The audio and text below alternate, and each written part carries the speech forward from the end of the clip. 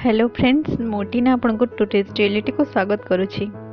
Friends आजिकल समस्त घरे विभिन्न डिजाइन आईना देखा मिलूँ।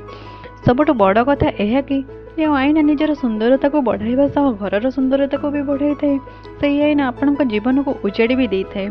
फ्रेंड्स वास्तु अनुसार आईना को घर सठिक जगह किंबा सठिक दिगरे रखिबा निहाती आवश्यक।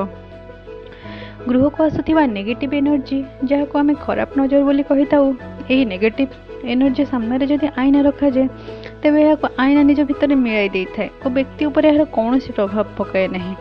जदि पॉजिटिव एनर्जी सामने आईना रखा जाए यार विपरीत फल दे थाए, व्यक्ति उपर यार खराब प्रभाव पकाई थाए।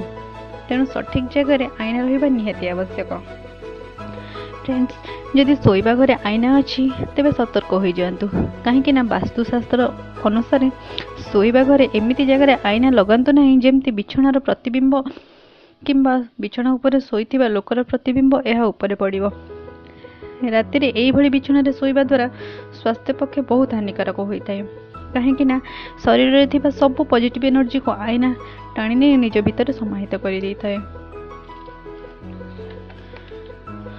तेणु बेडरूम रे आईना लगाइबा समय ध्यान दियंतु कि बिछाणार प्रतिबिंब आईना उपरे न पड़िबा उचित।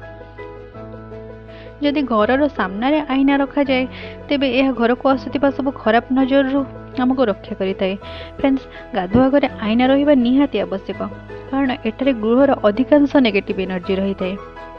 केबे हेले रोषेई घरे और पढ़िबा घरे आईना लगाइबे नहीं। यही किसी अजाणा कथा जानापी दयाकोरी मो चैनल को सब्सक्राइब करंतु और बेल आइकन को प्रेस करंतु। वीडियोटी पसंद आसिले लाइक करने को भूलिबेनी।